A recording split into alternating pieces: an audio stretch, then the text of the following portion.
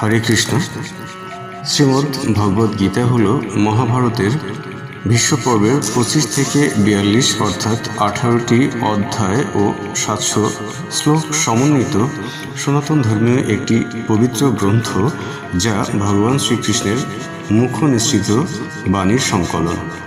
গ্রন্থটিতে 4 জন ব্যক্তিত্বের উক্তি পাওয়া গেলেও এটি ভগবান শ্রীকৃষ্ণ ও তাঁর প্রিয় শিষ্য বা সখা অর্জুনের মধ্যে হওয়া এক গভীর আধ্যাত্মিক সংলাপ। কর্মযোগ বা নিজ কর্তব্য পালন করা, ভক্তিযোগ বা ভগবানের প্রতি প্রেম ও ভক্তির স্ফুরণ, জ্ঞানযোগ বা আত্মা ও সত্য জ্ঞান অর্জন, নিঃস্বার্থ কর্ম বা ফলের আশা না করে কর্ম করা, এগুলি গীতার মূল শিক্ষা। শ্রীমদ্ ভগবদ গীতা জীবনের দুঃখ, মৃত্যু, কর্তব্য ও মুক্তির পথ ব্যাখ্যা করে।